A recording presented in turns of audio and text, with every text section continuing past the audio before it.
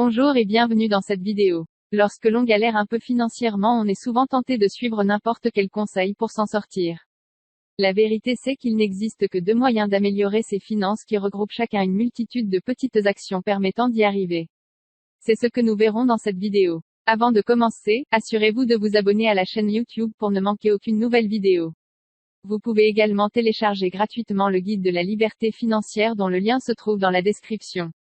Moyen numéro 1, augmenter ses revenus. Le premier moyen d'améliorer ses finances est évidemment d'augmenter ses revenus. Plus vos revenus sont élevés, plus vous avez de chances que vos finances soient saines. Voici quelques exemples de ce que vous pouvez envisager pour les augmenter. Exemple numéro 1, demander une augmentation de salaire. Demander à son patron une augmentation de salaire est l'un des moyens les plus rapides pour améliorer ses finances. En effet, il vous suffit d'aller le voir et de lui demander. Il vous répondra soit que c'est hors de question, soit il vous dira ce que vous devez faire pour mériter cette augmentation ou encore il acceptera. Obtenir une réponse négative n'est pas un drame, ça arrive, mais c'est ce qui empêche de nombreuses personnes d'obtenir plus pour le même travail. Ce qui est sûr c'est que si vous ne demandez rien, il y a très peu de chances que vous obteniez quelque chose. Osez, et vous pourrez être surpris. Ne soyez pas trop gourmand, mais ne soyez pas non plus trop timide.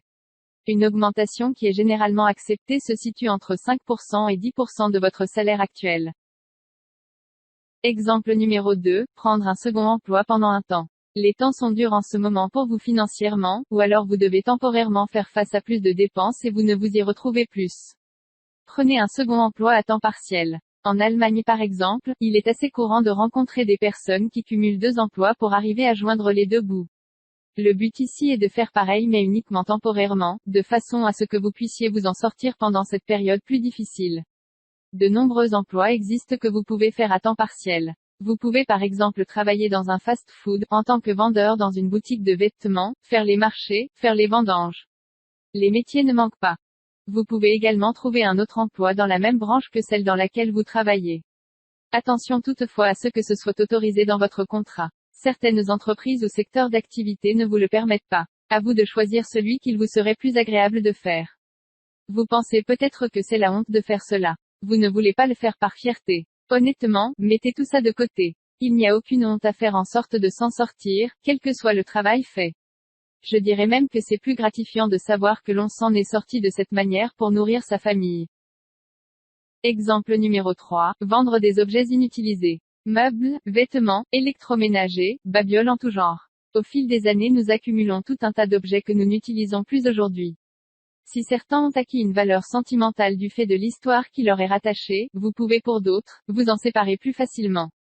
En plus de cela, avec le temps, certains de vos objets, au lieu d'avoir perdu de la valeur en ont au contraire pris. Je pense par exemple aux baladeurs Walkman, aux lecteurs MP3, aux vinyles, aux cassettes audio, aux magnétoscopes, à certains jeux de société, des jeans à pattes d'éléphant, aux Game Boy, à des pièces anciennes que vous avez conservées et qui peuvent intéresser des collectionneurs, à des voitures de collection. Certains de ces objets reviennent à la mode aujourd'hui et se vendent plus cher que le prix auquel vous les aviez achetés. Si d'autres objets ont perdu de la valeur, rien ne vous empêche pour autant de vous en séparer. D'une part cela vous fera de la place, et d'autre part, vous en obtiendrez un peu d'argent. N'hésitez donc pas à fouiller votre grenier, votre cave ou encore vos placards afin de dénicher des biens que vous pourriez revendre pour améliorer vos finances. Pour les vendre vous pouvez participer à des brocantes, passer des annonces sur des sites comme Le Bon Coin, eBay, Amazon, ou même organiser une sorte d'exposition chez vous.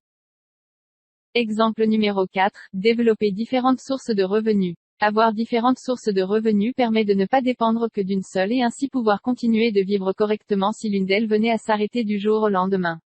Nous ne sommes en effet pas à l'abri de nous faire licencier pour telle ou telle raison.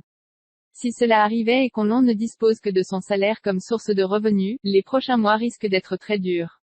L'idéal est évidemment d'avoir plusieurs sources de revenus bien équilibrées comme par exemple avoir 10 sources de revenus rapportant chacune 200 € par mois soit 2000 € en tout. Si l'une d'elles s'arrête, il reste encore 9 sources à 200 € par mois soit 1800 €. C'est embêtant de perdre 200 € mais moins dramatique que de tout perdre d'un coup. Il existe de nombreuses possibilités pour développer des sources de revenus, la plupart sont sur Internet et ne nécessitent que très peu d'argent. Vous pouvez par exemple gagner de l'argent grâce aux paris sportifs. Vous pouvez également créer une boutique de e-commerce. Le coût est assez faible, une centaine d'euros tout au plus, mais vous pouvez rapidement gagner pas mal d'argent si vous appliquez les principes de base du web marketing et de l'acquisition de trafic. Vendez aussi vos compétences sur Internet. Vous pouvez penser que vous n'en avez aucune, mais vous avez forcément appris quelque chose ou alors acquis une compétence que quelqu'un d'autre aimerait aujourd'hui acquérir sans pour autant savoir comment faire. Je pourrais également vous parler d'investissement dans l'immobilier, en bourse ou encore dans les crypto-monnaies, mais si votre situation financière n'est pas stable, inutile de vous lancer là-dedans. Cela risquerait de mettre vos finances plus à mal puisqu'on investit uniquement de l'argent dont on n'a pas forcément besoin immédiatement. Exemple numéro 5. Vendez vos compétences. Vendre ses compétences sur Internet est devenu chose aisée. Vous pouvez créer une chaîne YouTube axée sur vos compétences, comme par exemple réaliser plusieurs vidéos autour de l'univers de la voiture. Comment changer une roue, comment changer ses essuie-glaces, comment changer une ampoule de feu avant. Avec cette chaîne YouTube, vous attirez du monde qui visionne ces vidéos. Lors de ces vidéos, des pubs s'affichent et vous êtes rémunéré pour cela. De même, vous pouvez en dessous de chaque vidéo, ajouter des descriptions, dont des liens affiliés vers des produits qui vous rapporteront des commissions.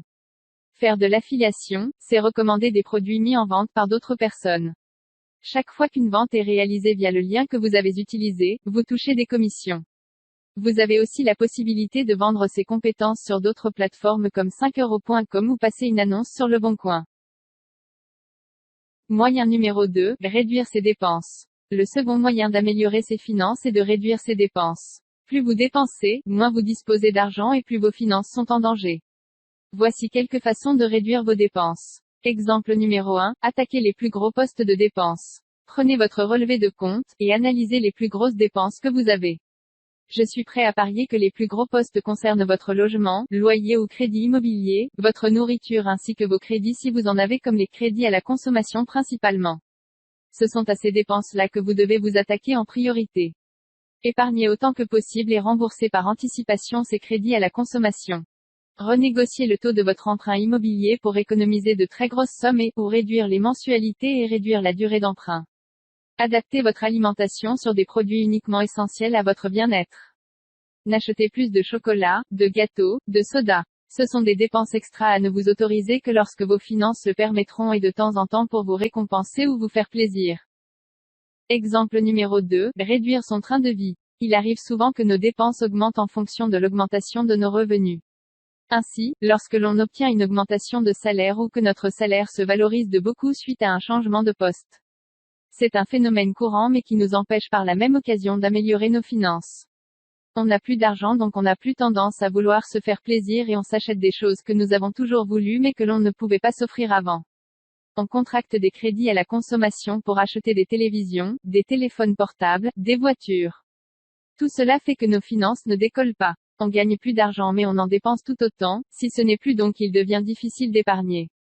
On pense améliorer notre situation alors que celle-ci se dégrade. Adapter son train de vie est un des meilleurs moyens d'améliorer ses finances. Il faut adapter nos dépenses à nos revenus. Plus on gagne d'argent, plus on devrait être capable d'en mettre de côté avant de nous faire plaisir. Exemple numéro 3, faire le tri dans ses charges fixes. Les dépenses fixes sont des charges récurrentes, celles que vous devez payer tous les mois. Il peut par exemple s'agir de votre loyer, de la facture d'électricité, d'eau, votre abonnement télé, votre abonnement Internet, vos assurances diverses, vos crédits. Toutes ces charges, vous devez les payer que vous le vouliez ou non. Ainsi, que vous soyez chez vous, en vacances, ou où que ce soit, lorsque vous revenez, vos charges seront les mêmes et vous devrez vous en acquitter. Le montant de votre loyer sera toujours le même, vos assurances auront toujours le même prix et vos abonnements également, ou alors seront de plus en plus chers. Si vos finances sont fragiles, le meilleur moyen de les améliorer est de payer moins. Ainsi, vous pouvez déménager dans un appartement moins cher par exemple. Il vous faudra pour cela certainement vous excentrer plus loin que dans le centre-ville ou prendre un appartement plus petit. Vos assurances aussi grèvent vos finances. Beaucoup d'entre elles vous assurent pour la même chose, alors vérifiez ce pourquoi vous êtes assuré et supprimez les doublons. Si vos finances ne sont pas au top, ne conservez pas non plus tous vos abonnements divers. Vous aimez le sport? Gardez beIN Sport, SFR Sport ou Canal+, et supprimez les autres. Vous aimez plutôt les films? Gardez plutôt votre abonnement Netflix ou Canal+, les autres, c'est poubelle. Vous avez peut-être acheté un bien à crédit, comme une télévision, un appareil électroménager ou une voiture. L'idéal est de limiter au maximum les crédits à la consommation. Dès que vous arriverez à mettre un peu de côté, remboursez-les le plus vite possible sans pour autant remettre vos finances en danger. Exemple numéro 4, mieux choisir ses dépenses variables. Une fois vos charges fixes réduites, pensez à dépenser moins dans vos charges variables. Il s'agit par exemple de faire moins de sorties comme par exemple une soirée au restaurant, au cinéma, en boîte de nuit, dans un bar, au bowling. Ce ne sont pas des dépenses essentielles à votre survie et ne représentent qu'un luxe à ne vous accorder régulièrement que si vos finances le permettent. Fan de shopping, réduisez la fréquence de vos achats. Adapter ses charges variables est un des meilleurs moyens d'améliorer ses finances. Pour cela vous devez être fort mentalement et ne pas céder aux tentations ni aux publicités. Si vraiment quelque chose vous fait envie et que vous êtes sur le point de passer à l'achat, avant de faire cela, attendez 1 ou 2 semaines et revenez.